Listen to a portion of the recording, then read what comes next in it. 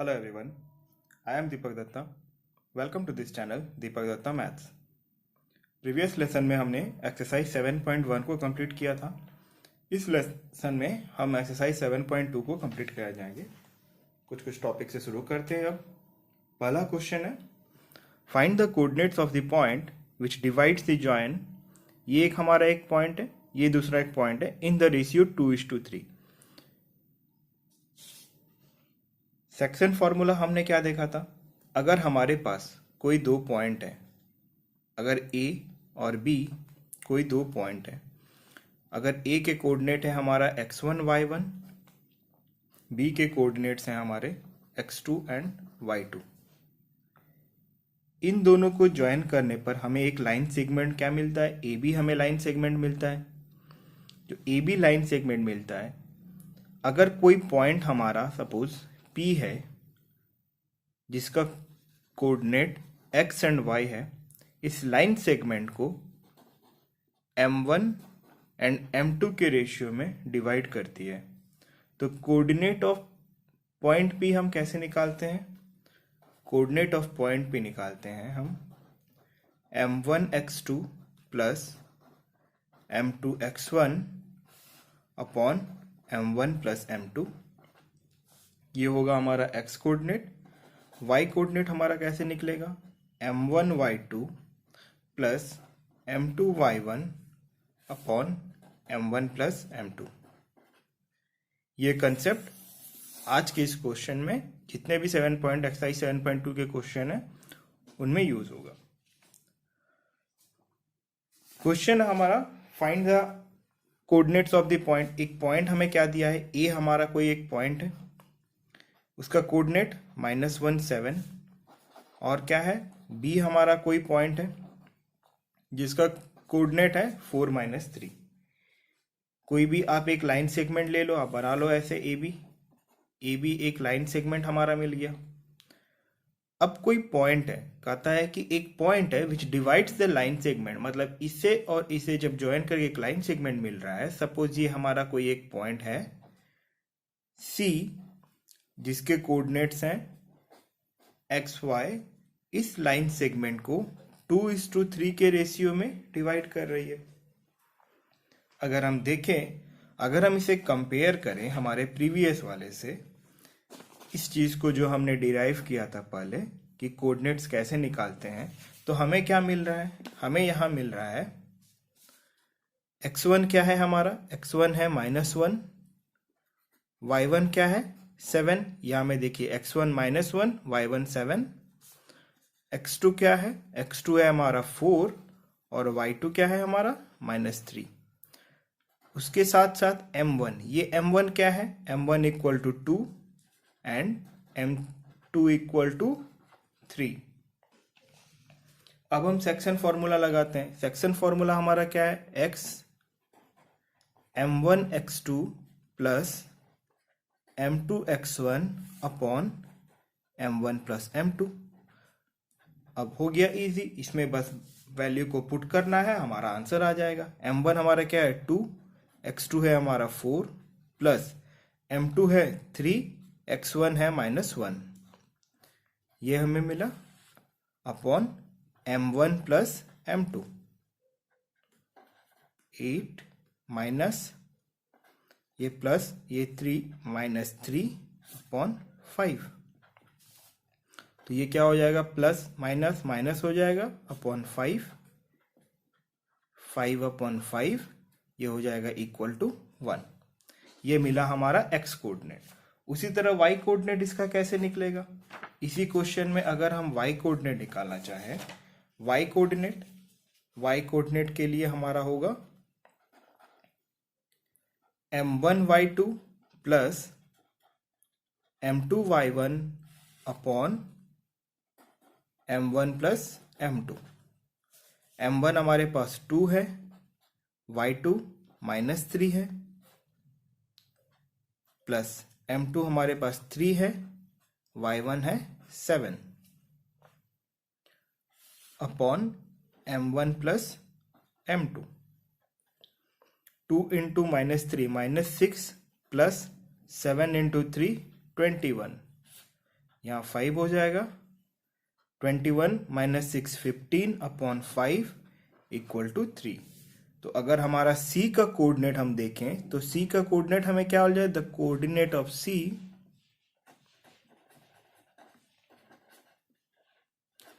Coordinate of C equal to, हमें x का क्या वैल्यू मिला, x का वैल्यू हमें 1 मिला,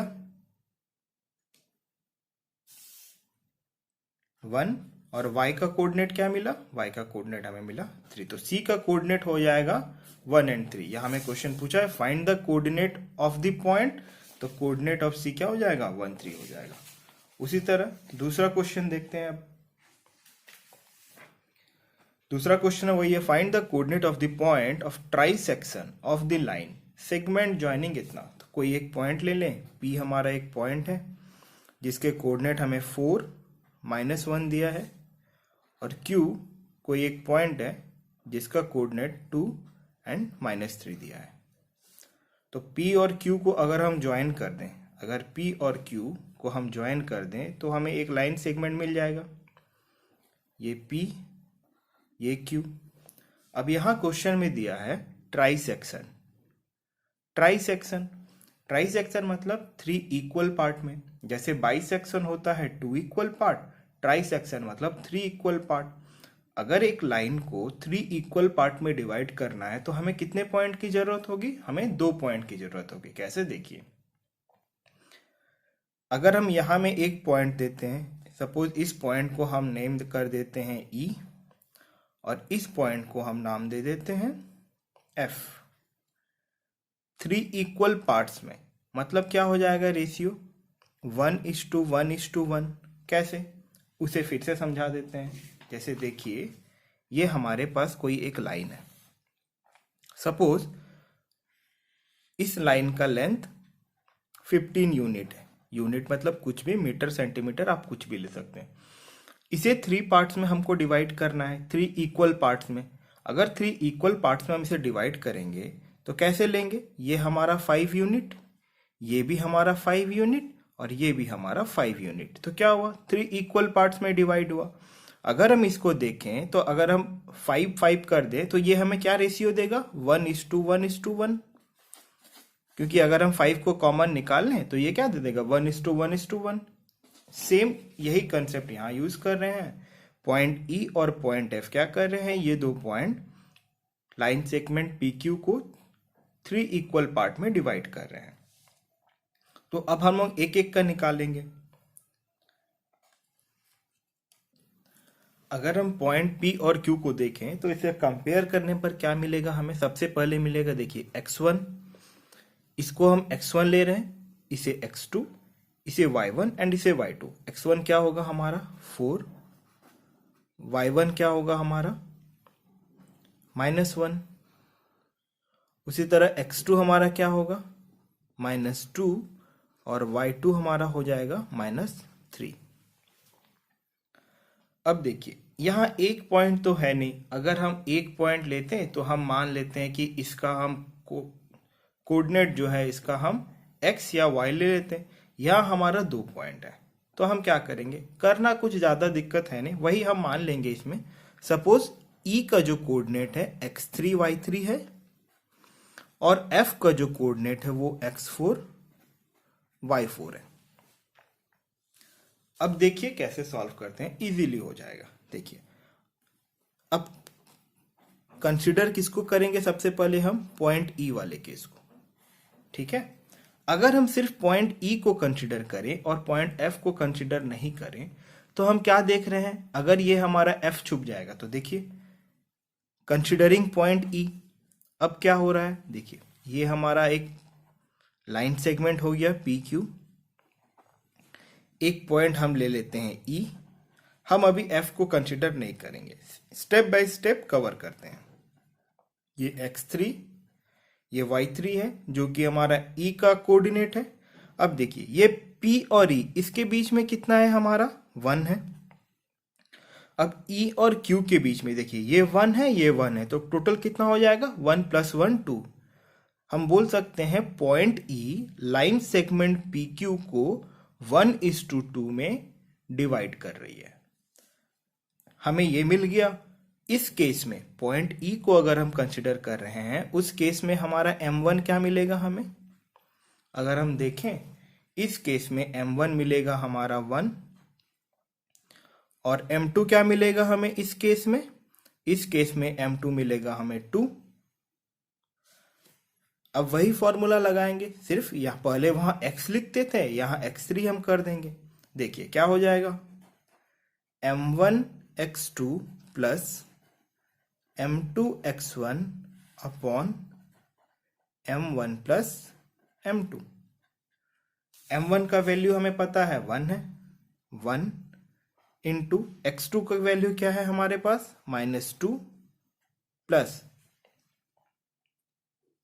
m2 का वैल्यू 2 है, x1 का वैल्यू कितना है हमारे पास 4 है, upon m1 plus m2, 1 plus 2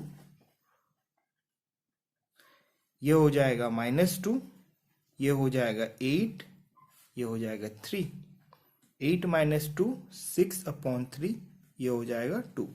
तो x3 हमें कितना मिल रहा है? x3 हमें मिल रहा है 2। अब हम देखेंगे y3। y3 के लिए क्या करेंगे? फॉर्मूला वही रहेगा हमारा y3, बस इसमें x के जगह में हम y से रिप्लेस कर देंगे।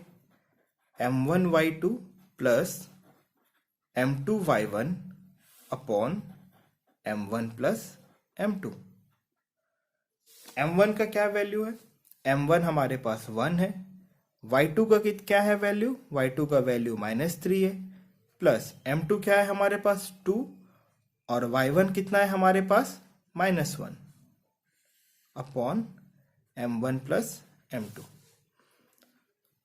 -3 इंटू 1 -3, 2 इंटू -1 -2 अपॉन 3, ये हमें मिल जाएगा -3 -2 बाय 3 -5 बाय 3। y3 हमें कितना मिल रहा है? y3 हमें मिल रहा है -5/3। तो अगर हम कोऑर्डिनेट देखें, ये 3 है, ठीक है। अगर हम कोऑर्डिनेट देखें, किसके कोऑर्डिनेट? पॉइंट ई का कोऑर्डिनेट ऑफ पॉइंट ई, हमें क्या मिला? x का वैल्यू मिला 2, y का वैल्यू -5/3। उसी तरह से हम क्या करेंगे, अब हम f को देखेंगे। e हमने निकाल लिया, अब हम क्या देखेंगे? कंसिडर करेंगे f को। यहां लिख देंगे कंसिडरिंग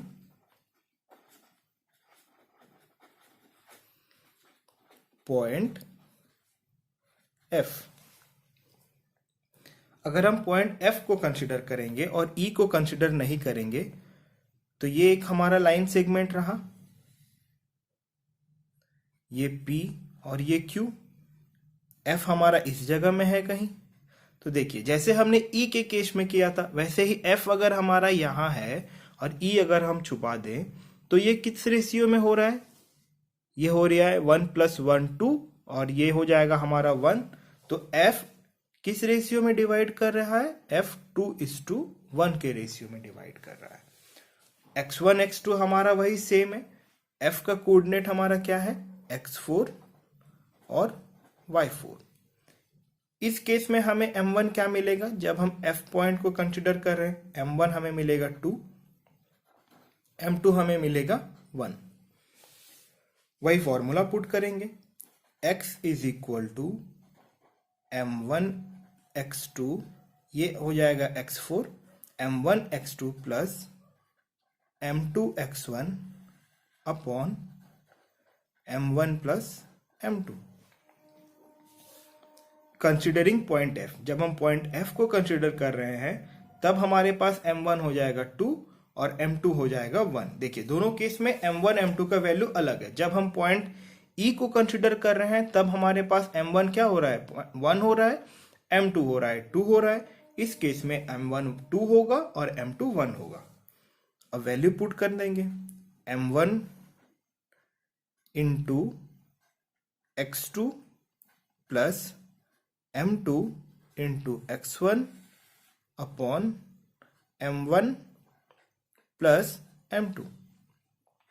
तो ये 2 इंटू -2 -4, ये क्या हो जाएगा 4 इंटू 1 4, ये हो जाएगा 2 प्लस 1 3, ये हो जाएगा 0। उसी तरह से अगर हम y4 को देखें, y4 m1 y2 plus m2 y1 upon m1 plus m2। इस केस में हमारा m1 क्या है 2 है, y2 क्या है -3 प्लस m2 क्या है हमारा 1 है, y1 क्या है -1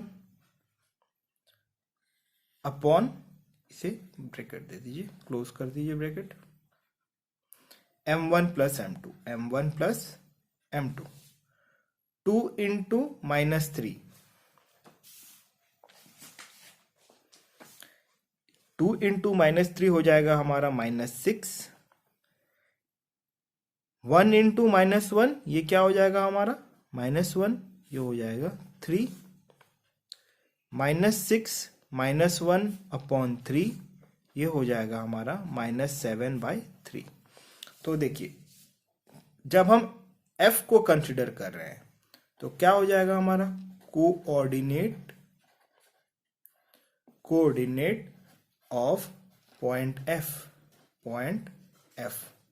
x का वैल्यू हमें मिला 0, y का वैल्यू -7/3।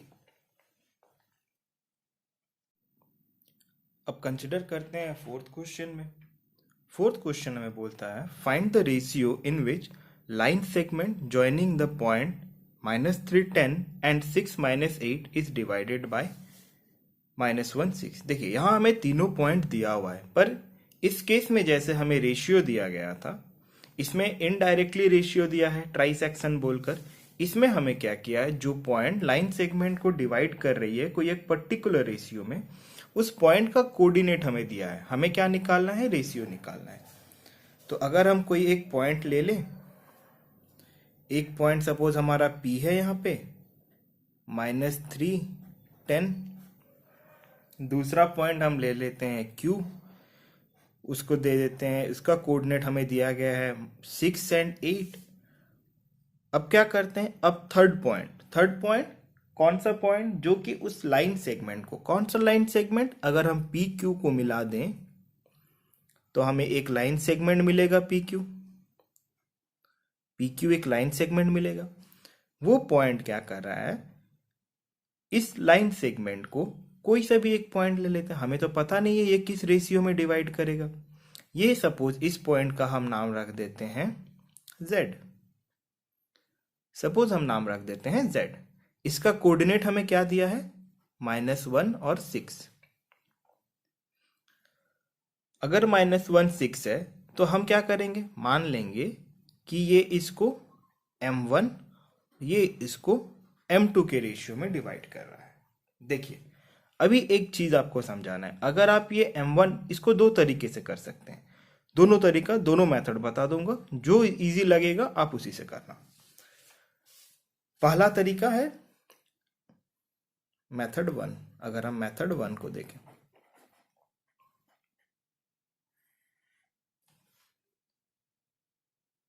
मेथड 1 में हमें बोल रहा है x का कोऑर्डिनेट हमें क्या पता है, हम जानते हैं अगर कोई दो लाइन सेगमेंट को कोई एक पॉइंट डिवाइड करता है तो हमें x का कोऑर्डिनेट क्या मिलेगा, m1 x2 plus m2 x1 upon m1 plus m2। ये हमें P और Q दो पॉइंट दिए गए हैं, तो इसे अगर हम कंपेयर करें तो हमें क्या मिल रहा है, हमारा x1 -3, y1 है हमारा 10, x2 कितना है, x2 है हमारा 6, y2 है हमारा -8। m1 और m2 का वैल्यू हमें नहीं पता, जबकि हमें x का वैल्यू पता है। x का वैल्यू क्या है, हमें -1 है। ये हो जाएगा -1 m1 इंटू x2 का वैल्यू क्या है हमारे पास 6 है, प्लस m2 इंटू x1 का वैल्यू क्या है हमारे पास -3 है, upon m1 plus m2, m1 plus m2। तो इसको हम सॉल्व करेंगे, क्रॉस मल्टीप्लाई जब हम करेंगे, ये माइनस m1 प्लस m2 हो जाएगा, इक्वल टू यहाँ में क्या मिलेगा हमें 6m1, और यहाँ -3 इंटू m2, ये हो जाएगा -3m2।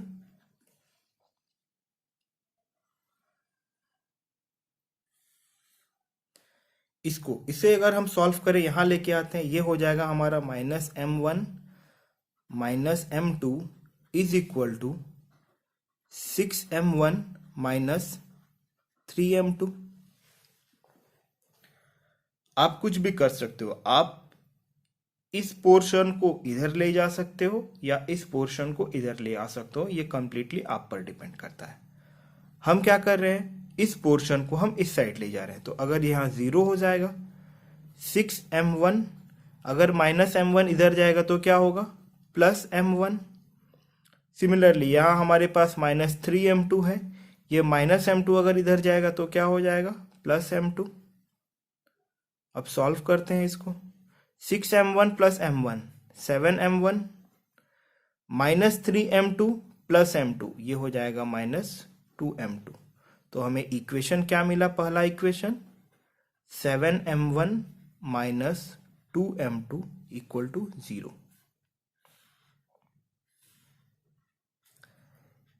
ये हमें पहला इक्वेशन मिला। अगर y कोऑर्डिनेट हम निकालें, y कोऑर्डिनेट हमारा क्या होता है m1 y2 plus m2 y1 upon m1 plus m2। हमारा y कोऑर्डिनेट हमें क्या दिया है 6 दिया है, अगर हम पुट करें value 6 equal to m1, y2 का वैल्यू क्या है हमारे पास -8 प्लस m2, y1 का वैल्यू क्या है 10 है, upon m1 plus m2। Cross multiply 6m1 plus m2 is equal to -8 into m1 -8m1, 10 into m2, ये क्या हो जाएगा 10m2।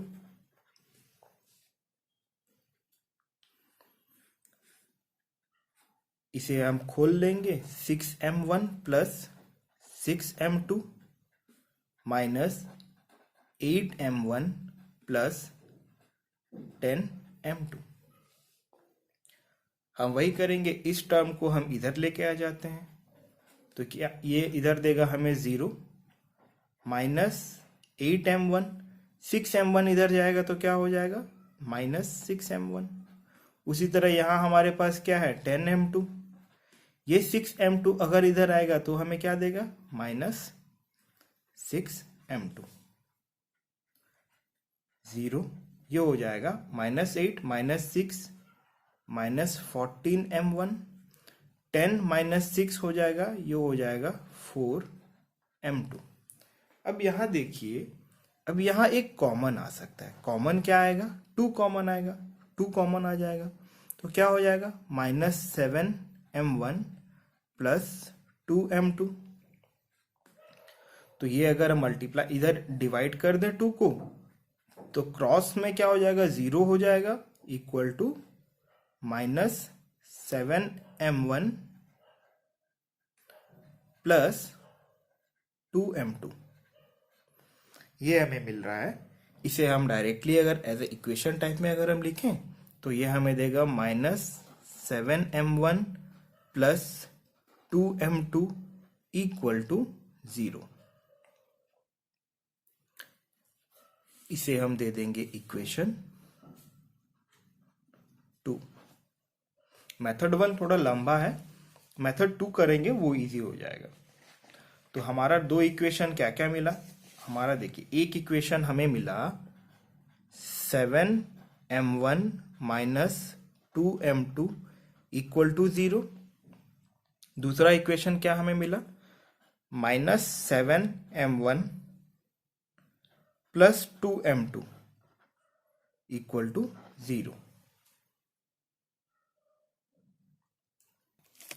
देखिए हमने ये दोनों इसीलिए किया ताकि आप x को भी लेकर कंसिडर करके कर सकते हो, m1 m2 का वैल्यू निकाल सकते हो, उसके साथ साथ y को भी कंसिडर करके आप वैल्यू निकाल सकते हो।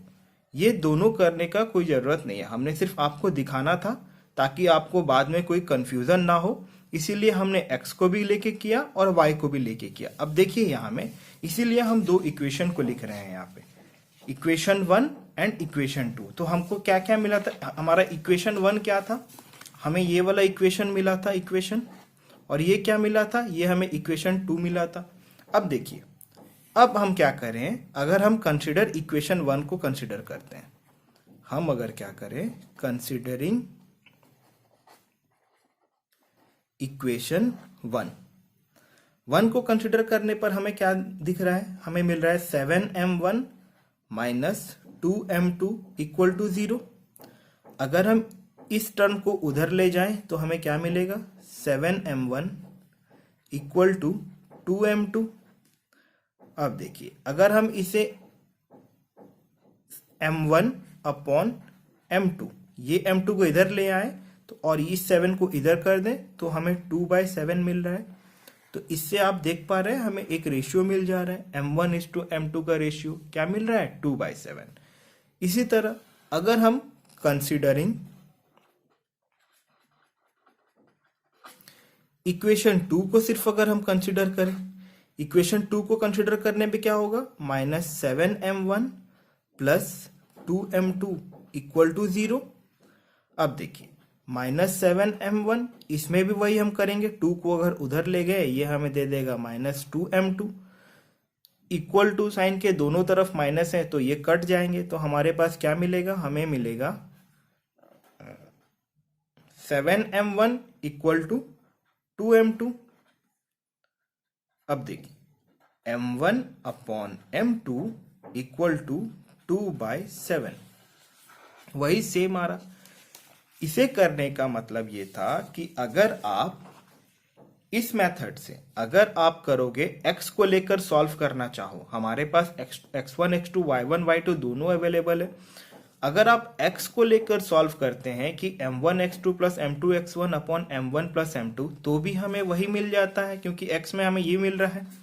और अगर कोई y को लेकर सॉल्व करे कि नहीं अगर हम x नहीं लेंगे, अगर इनके इस क्वेश्चन एग्जाम में अगर हम y ले लिए तो क्या होगा, अगर आप y को भी लेके सॉल्व करोगे तो भी आपका आंसर m1:m2 2/7 ही आएगा। ठीक है, एग्जाम में x y दोनों लेने का कोई जरूरत नहीं है, आइदर आप x लेके सॉल्व कर सकते हो और आप y लेके सॉल्व कर सकते हो। क्लियर है। अभी हम इसी को देखते हैं मेथड 2 में हम कैसे सॉल्व करते हैं। अगर हम इसमें देखें मेथड 2, इस क्वेश्चन का मेथड 2, सेकंड मेथड क्या है, हम क्या जानते हैं कोई भी पॉइंट को कैसे डिवाइड कर रहा है, कोई एक पॉइंट m1:m2 में डिवाइड कर रहा है, इतना हम बोल पाएंगे। देखिए m1:m2 का मतलब क्या है, m1:m2 का मतलब क्या है, m1:m2 मतलब हो जाएगा हमारा m1 अपॉन m2, इसका मतलब है m1 अपॉन m2। ठीक है, अगर हम क्या करें, हमारा मान लेते हैं m1:m2 में ये डिवाइड कर रहा है, हम क्या करते हैं दोनों तरफ m2 से डिवाइड कर देते हैं। दोनों तरफ m2 से डिवाइड करने पर यहां में हमें m1 अपॉन m2 मिल जाएगा, यहां पे मिल जाएगा m2 अपॉन m2। तो देखिए यहां m2 अपॉन m2 ये क्या हो जाएगा, 1 हो जाएगा, और इस टर्म को ना हम कोई एक कांस्टेंट नाम दे देंगे, सपोज k दे देते हैं, आप कोई भी नाम दे सकते हो इसे, कांस्टेंट k के नाम में भी दे सकते हो, c दे सकते हो, ये कंप्लीटली आप पर डिपेंड करता है। तो हम इसमें क्या मिल गया, हमें k:1 में। तो अब देखिए, अब अगर हमें सॉल्व करना होगा तो हमें कोई एक वैल्यू निकालना पड़ेगा, k का वैल्यू। अगर हम k के वैल्यू में जाएं, देखिए इसको कैसे सॉल्व करेंगे। इसमें हम क्या बोलेंगे, इस रेशियो को सपोज लेट, हमने कौन सा पॉइंट कंसिडर किया था, हमने z पॉइंट कंसिडर किया था। इस क्वेश्चन में देखिए हमने z पॉइंट कंसिडर किया था। Let z divides the line segment PQ, divides the line segment PQ in the ratio, कौन से रेशियो में, हमने अभी देखा in the ratio k:1, in the ratio k:1 के रेशियो में ये डिवाइड कर देता है। तो अब हम अगर x का यहां से वैल्यू निकालें, x का वैल्यू हमें दिया है, x का वैल्यू हमें क्या दिया है, -1 दिया है। देखिए यहां में x का वैल्यू ये है हमारा x ना। अगर हम z पॉइंट को डिवाइड कर, x और y क्या होता है, x और y होते हैं हमारे कोऑर्डिनेट। ये देखिए ये रहा x का वैल्यू, x का वैल्यू हमारा -1 है और y का वैल्यू 6 है। मतलब पॉइंट z PQ को 2 रेशियो में डिवाइड कर रहा है। तो हम लेते हैं रेशियो क्या है, k:1। जानते हैं फॉर्मूला क्या होता है, x। इसमें देखिए, इसमें हम k इंटू क्या करेंगे, x2। x2 क्या है हमारा, x2 6 है। k into x2 plus 1 into x1 upon k plus 1। इसे अगर हम सॉल्व करें तो ये -1, ये इंटू में हो जाएगा k plus 1 is equal to ये 6k -3। ये हो जाएगा माइनस से जब मल्टीप्लाई करेंगे ये -k -1 is equal to 6k -3। ये 3 को इधर लेके आते हैं तो ये हो जाएगा 3 + 1, 3 - 1, और इस k को इधर लेके जाते हैं 6k + k, ये हो जाएगा 2 = 7k। अब देखिए 2/7 हमें मिल रहा है, k का वैल्यू 2/7 मिल रहा है। देखिए इस चीज को हम वही समझाए थे, अगर m1 = m2 है उसका मतलब क्या लिख सकते हैं हम, m1/m2। उसी तरह k:1 है तो उसे हम क्या लिख सकते हैं, k/1। k/1 का मतलब क्या होता है, k। देखिए यहाँ k का वैल्यू हमें मिल रहा है 2/7, इसीलिए हम ये लिख सकते हैं point z divides the line segment PQ in the ratio, किस रेशियो में करेगा, 2:7 में। अगर इसमें कोई डाउट हो तो आप पूछ सकते हैं कमेंट सेक्शन में। नेक्स्ट क्वेश्चन है क्वेश्चन 6। ये कहता है if 1 2 4y x 6 3 5 are the vertices of a parallelogram taken in order. ये मार्क कीजिएगा हमेशा क्वेश्चन में, टेकन इन ऑर्डर दिया हुआ रहेगा। मतलब समझाते हैं, अगर हमारे पास ABCD ये कोई पैरेललोग्राम का वर्टिसेस है, पैरेललोग्राम का वर्टिसेस है। देखिए टेकन इन ऑर्डर मतलब इसे हमें ऐसे ही लेना है, आइदर आप ऐसे ले लो ABCD, या फिर आप क्या करोगे, आप ऐसे ले लो ABCD। आप ऐसे कभी नहीं कर सकते हैं ABC और D। देखिए इसे पूरा क्लियरली समझा देता है, आइदर आप ऐसे ले सकते हो और आप कैसे ले सकते हो, इसे ले सकते हैं ABCD, ऐसे ले सकते हैं। इसी तरह अगर आप A को यहां लिखोगे तो यहां हो जाएगा ABCD, इसी तरह A को यहां लिखोगे ABCD। ये इसे कंसीडर कर सकते हो, ऐसे कंसीडर कर सकते हो, टेकन इन ऑर्डर। अगर आपने गलती से भी ऐसा कंसीडर कर दिया, कैसा, ABCD, तो ये क्या हो जाएगा, ये गलत हो जाएगा। क्यों, क्योंकि यहां में हमारे पास टेकन ऑर्डर में नहीं है। इसीलिए जब भी क्वेश्चन बोले कि vertices are taken in order, आपको ऐसे कंसीडर करना है, ऐसे लेना है, ताकि आप सारा कुछ इजीली सॉल्व हो सके।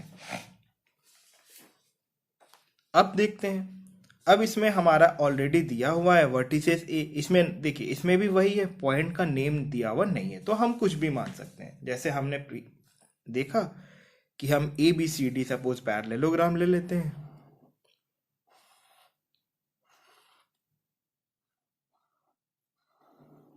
ए B C D, A B C and D, ये जैसे दिए गए हैं आपको कोऑर्डिनेट वैसे ही लेने हैं। मतलब क्या है, ए का कोऑर्डिनेट हमारा हो जाएगा 1 2, बी का कोऑर्डिनेट हो जाएगा हमारा 4y, सी का कोऑर्डिनेट होगा x 6 एंड डी का कोऑर्डिनेट हो जाएगा 3 5।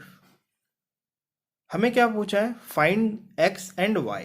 हमने प्रीवियस जब 7.1 में एक क्वेश्चंस थे जिसमें हमने different types of parallel quadrilateral हमें कहा था निकालने, वहां हमें देखा था कि क्वाड्रिलेटरल के कुछ प्रॉपर्टीज हमने देखे थे। यहाँ पैरेललोग्राम बोला है तो देखिए हमें तो 4 साइड को हमें इतना दिया हुआ है, 4 साइड का पॉइंट। जब भी एज ए क्वाड्रिलेटरल या पैरेललोग्राम या स्क्वायर या रोम्बस ऐसे क्वेश्चन आए ना, तो हमें 4 साइड के साथ साथ जो 2 डायगोनल होंगे, यहाँ में हमारे पास डायगोनल क्या होंगे, डायगोनल एक होंगे हमारा बी डी और दूसरा हो जाएगा हमारा ए सी। 4 साइड के साथ में हमें 2 डायगोनल को भी कंसिडर करना है, मतलब 2 डायगोनल को भी देखना है। देखिए इसमें क्वाड्रिलेटरल जो कि 9 क्लास में था आपका, क्वाड्रिलेटरल में एक प्रॉपर्टी ये होता है पैरेललोग्राम में, पैरेललोग्राम का एक प्रॉपर्टी ये होता है कि ये जो डायगोनल हैं बी डी एंड ए सी एक दूसरे को इक्वली इंटरसेक्ट करते हैं। अगर हम कोई एक पॉइंट, इसे एक हम पॉइंट ले लेते हैं, अगर इस पॉइंट को हम ओ नाम दे दें, ये जिस पॉइंट पे इंटरसेक्ट कर रही है, अगर इस पॉइंट को हम ओ नाम दे दें तो हम ये बोल सकते हैं कि point O diagonal B D को 1:1 के रेशियो में इंटरसेक्ट कर रही है। साथ में हम ये बोलेंगे कि पॉइंट ओ डायगोनल ए सी को 1:1 के रेशियो में इंटरसेक्ट करेगी। कब, जब ये हमारा पैरेललोग्राम होगा। पैरेललोग्राम में, फिर से बोल रहा हूं मैं, पैरेललोग्राम में जो डायगोनल होते हैं एक दूसरे को बाइसेक्ट कर देते हैं। जो डायगोनल, जैसे पॉइंट ओ ये हुआ बी डी को बाइसेक्ट किया, इक्वल पार्ट में डिवाइड किया, सिमिलरली ए सी में इक्वल पार्ट में डिवाइड हुआ। अब हम सबसे पहले इनके वैल्यूज निकाल लेंगे। हम जानते हैं अगर कोई एक पॉइंट लाइन सेगमेंट को m1:m2 के रेशियो में डिवाइड करती है तो उसके x कोऑर्डिनेट को हम कैसे लिख सकते हैं, m1x2 plus m2x1 upon m1 plus m2। उसी तरह y कोऑर्डिनेट उसका कैसे लिखाएगा, m1y2 plus m2y1 upon m1 plus m2। अब एक स्पेशल केस याद रखिएगा। स्पेशल केस क्या है, case of bisection.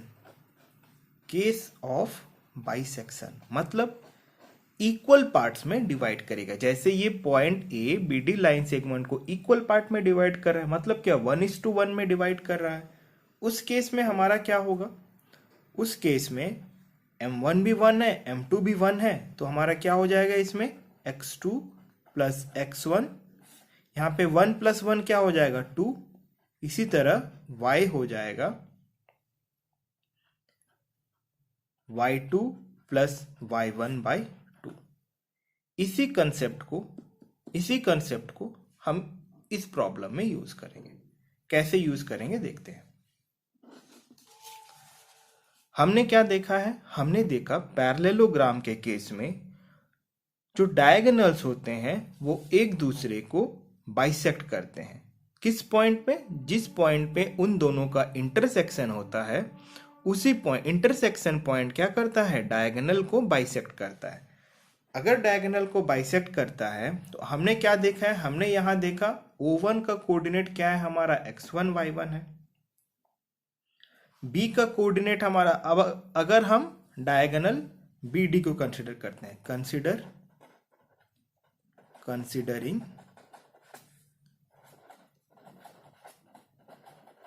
Diagonal BD, अगर हम BD को कंसिडर करें, B का कोऑर्डिनेट हमारा क्या है 4y है और D का कोऑर्डिनेट हमारा क्या है 3 5 है। तो इस केस में हमारा x1 ये है, x2 ये है, y1 ये है एंड y2 ये है। वो हमने जो पॉइंट लिया है उसका कोऑर्डिनेट हमें तो पता है नहीं, हमें क्या करेंगे, उस पॉइंट का कोऑर्डिनेट निकालेंगे। कैसे, देखते हैं।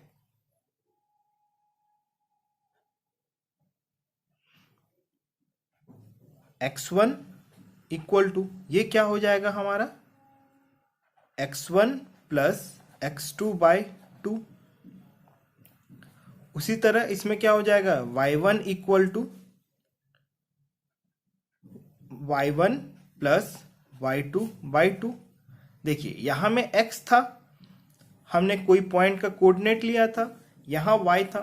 o के लिए हमारा कोऑर्डिनेट क्या है, y1 है। o के लिए हमारा कोऑर्डिनेट y1 है, तो y1 इसमें हो जाएगा y प्लस 5 बाई 2। अगर हम डायगोनल, इस केस में क्या करें, अगर हम डायगोनल AC को कंसिडर करें, अब हमने BD को कंसिडर कर लिया था, अब क्या करेंगे, कंसिडरिंग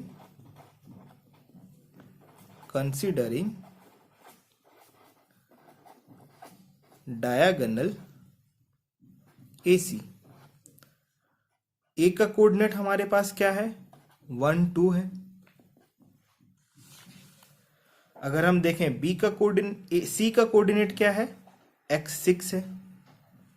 तो इस केस में यहां हमने क्या देखा है, O जो कि हमारा इंटरसेक्शन पॉइंट है, मतलब O AC को भी बाइसेक्ट कर रही है। तो अगर हम O का कोऑर्डिनेट को देखें इस केस में, जब हम AC डायगोनल को कंसीडर कर रहे हैं, ये तो हमने देखा था जब BD डायगोनल कंसीडर हो रहा है। अब हम देखेंगे जब AC डायगोनल कंसीडर करेंगे तो हमें क्या मिल जाएगा, x1 इसका कोऑर्डिनेट है, ये मिल जाएगा हमें 1 प्लस x बाय 2। इस मेथड को यूज करेंगे स्पेशल केस वाला में। उसी तरह क्योंकि क्यों हमने ये यूज किया, क्योंकि ये बाइसेक्शन का केस है। उसी तरह y1 हो जाएगा हमारा 2 प्लस 6 बाई 2, ये हो जाएगा हमारा 8 बाई 2, ये हो जाएगा हमारा 4।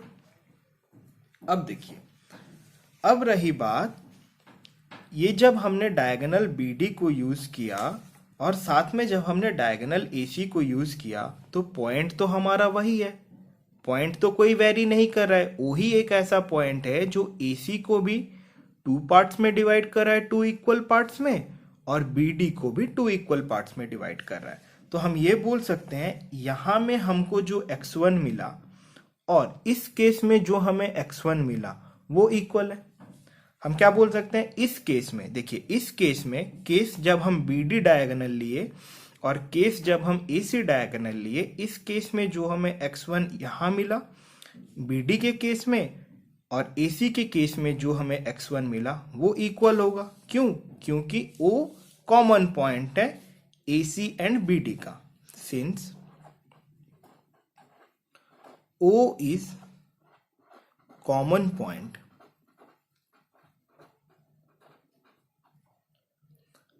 Of AC and BD।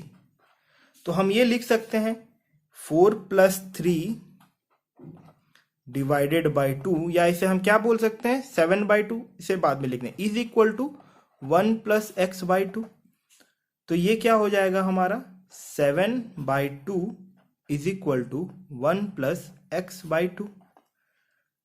इसे अगर हम अरेंज करें, ये 2 2 कैंसिल हो जाएगा, ये हमारे पास हो जाएगा 7 is equal to 1 plus x। तो हमें x का क्या वैल्यू मिलेगा, x का वैल्यू मिल जाएगा हमें 6। इसी तरह में अगर हम y वाले केस को देखें, क्योंकि देखिए BD और AC के केस में O तो हमारा कॉमन है, ओ अगर कॉमन है तो इन दोनों के केस में हमारा कोऑर्डिनेट भी ओ का सेम होगा। देखिए ना, यहाँ अगर हम सपोज अगर ओ के कोऑर्डिनेट को जैसे हमने लिया x1 y1 है, ऐसा नहीं है ना कि ये बी डी के केस में अलग हो जाएगा या फिर ए सी के केस में अलग हो जाएगा, दोनों के केस में सेम होगा। तो y1 इस केस में इस y1 का वैल्यू को इक्वल करेंगे, y plus 5/2 is equal to 4 नहीं लिख के हम क्या कर देंगे, 8/2 कर देंगे। इजी हो जाएगा हमारे लिए, 2 कैंसिल हो जाएगा। ये 2 अगर हम काट दिए तो हमें क्या मिलेगा, y plus 5 is equal to 8। तो y हमें क्या मिल जाएगा, 8 माइनस 5, y हो जाएगा हमारा 3। तो हमें मिल गया value of x and y। x का वैल्यू हमें क्या मिला, x का वैल्यू मिला हमें 6 एंड y का वैल्यू क्या मिला, y का वैल्यू हमें मिला 3। तो जब भी ऐसे क्वेश्चन आएंगे स्टेप बाय स्टेप कीजिएगा, इजीली मार्क्स मिलेगा आपको। ऐसे जब भी पैरेललोग्राम या फिर क्वाड्रिलेटरल के जब भी कुछ क्वेश्चन आते हैं, बस 2 चीजों का ध्यान रखिएगा। पहला, 4 साइड हमें दिया है या नहीं, दूसरा 2 डायगोनल दिया है नहीं। अगर नहीं दिया है तो निकाल लेना है। क्वाड्रिलेटरल रिलेटेड अगर आपको लेक्चर की जरूरत है तो आप कमेंट में कमेंट कर सकते हैं, उसे फिर हम बना देंगे। नेक्स्ट क्वेश्चन है 5th number, find the ratio in which line segment joining point A and B. यहाँ एक चीज ध्यान दीजिएगा, ऊपर के जितने भी क्वेश्चन हमने सॉल्व किए हैं उसमें किसी भी पॉइंट का नेमिंग नहीं था, तो इसीलिए हमने कोई सा भी नेमिंग अपने मन से लिया। यहाँ ऑलरेडी मेंशन है नेम ए एंड बी, तो इसमें अपने मन से कोई भी नेमिंग नहीं लेना है। क्वेश्चन में जो नेम दिया है पॉइंट का, पॉइंट ए एंड बी, उसी नेम को कंसिडर करना है। जो point A and B is divided by the x axis, find the coordinate of the point. ठीक है, हमारे पास क्या है, पॉइंट ए एक पॉइंट है, इसका कोऑर्डिनेट क्या है, इसका कोऑर्डिनेट है 1 माइनस 5। बी दूसरा पॉइंट है, इसका कोऑर्डिनेट है -4 एंड 5। सबसे पहले एक लाइन सेगमेंट ले लेते हैं ए बी का। ए बी अगर हमारा लाइन सेगमेंट रहा, इन दोनों को अगर हम देखेंगे तो हमारा x1 हम ले लेते हैं, x1 इक्वल टू 1, y1 हमारा क्या हो जाएगा, y1 हो जाएगा -5। अगर हम x2 देखें, x2 क्या हो जाएगा, -4 एंड y2 हो जाएगा हमारा 5। पॉइंट बोल रहा है line segment is divided bye, line segment is divided bye x axis. Introduction वाले क्लास में हमने देखा था कि अगर कोई पॉइंट हमारा एक्स एक्सिस में है, कोई पॉइंट हमारा एक्स एक्सिस में है, तो उसका कोऑर्डिनेट क्या होगा, उसका कोऑर्डिनेट हो जाएगा x एंड 0। इतना क्लियर है कि 0 इसीलिए होगा क्योंकि y कोऑर्डिनेट क्या होता है, perpendicular distance from x axis along y axis. यहाँ में हमारा परपेंडिकुलर डिस्टेंस क्या है, कुछ भी नहीं है, तो परपेंडिकुलर डिस्टेंस इस केस में हमारा 0 है। इसीलिए यहाँ में x, अगर x एक्सिस में कोई पॉइंट रहा तो उसका कोऑर्डिनेट x0 हो जाएगा।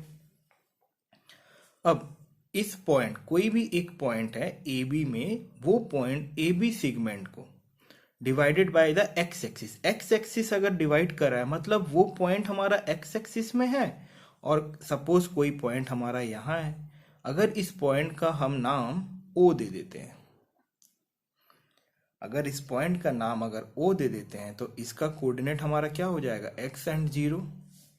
हम लिखते हैं let O be the point. O क्या है, O बी द पॉइंट है। कैसा पॉइंट है, विच डिवाइड्स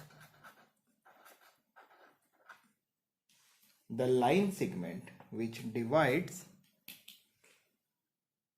the line segment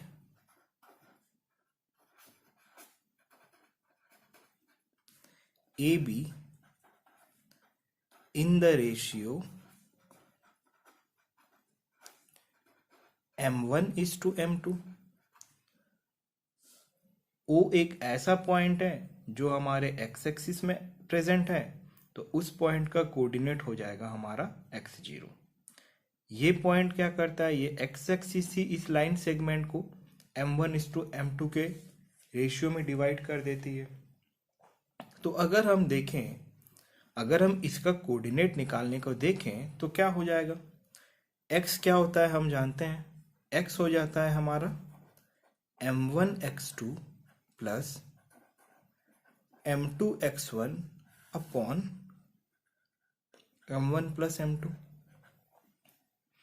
अगर इसको हम देखें, देखिए यहां में हमारा m1 m2 और ये x, ये तीनों अननोन है, तीनों हमें पता नहीं है, तो इस केस से निकालना डिफिकल्ट है। हमें क्या पता है, हमें पता है y कोऑर्डिनेट का वैल्यू, हमें y कोऑर्डिनेट का वैल्यू क्या है हमारा 0 है। y कोऑर्डिनेट का वैल्यू अगर 0 है तो हम सिर्फ y कोऑर्डिनेट यूज करके इस रेशियो को निकाल सकते हैं।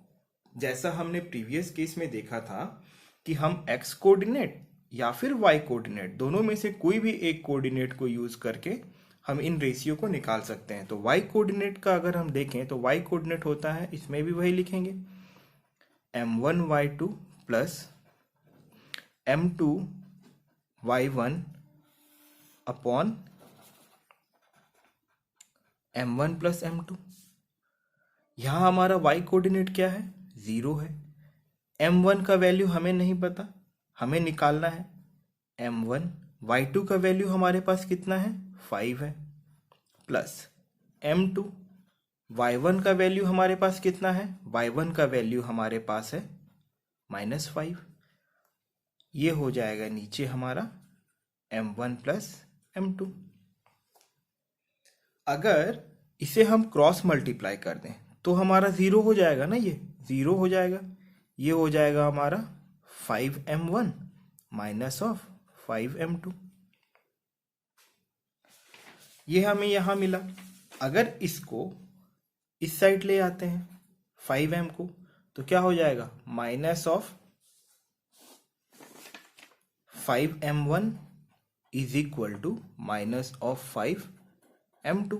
इसमें अगर देखें तो ये -5 दोनों तरफ से कैंसल, हमें क्या मिलेगा, m1 इक्वल टू m2। ये क्या हो जाएगा हमारा, m1:m2 इज इक्वल टू, हम बोल सकते हैं 1:1। क्यों, क्योंकि हमारा m1 इक्वल टू m2 है। इसे अगर हम देखें m1 अपॉन m2 क्या हो जाएगा हमारा 1, तो इसीलिए हम लिख सकते हैं m1:m2 1:1। अब हमें रेशियो मिल गया। अब क्या करना है, क्वेश्चन में हमें यह बोला है कि फाइंड द रेशियो, ये तो मिल गया, साथ ही क्या बोला है, find the coordinate of the point of division. Coordinate of point of division मतलब क्या है, ये हमारा पॉइंट ऑफ डिवीजन है। हमें y का कोऑर्डिनेट पता है, x का कोऑर्डिनेट निकालना है। हमें क्या मिला, हमें m1:m2, ये हमें मिल गया 1:1। तो हमारा m1 भी 1 है, m2 भी 1 है। अब यहां वैल्यू पुट कर देते हैं, x हो जाएगा हमारा m1 1, x2 का वैल्यू हमारे पास कितना है -4, प्लस m2 भी हमारे पास 1 है, m1 का वैल्यू हमारे पास, x1 का वैल्यू क्या है हमारे पास में, x1 का वैल्यू है 1 अपॉन 1 प्लस 1। ये रहा m1 का वैल्यू, ये x2 का वैल्यू, ये m2 का वैल्यू, ये x1 का वैल्यू। तो हमें यहां से क्या मिल जाएगा, अगर ये देखें, ये -4 प्लस 1, ये डिवाइडेड बाय 2, ये हमें मिल जाएगा -3/2। तो अगर इसका हम आंसर हम बोले तो ये किस रेशियो में डिवाइड कर रहा है, ये रेशियो में तो डिवाइड कर रहा है m1:m2 1:1 में, और कोऑर्डिनेट ऑफ पॉइंट O हमारा क्या हो जाएगा, -3/2 एंड 0। अगर इस क्वेश्चन में कुछ भी डाउट है आप कमेंट में पूछ सकते हैं।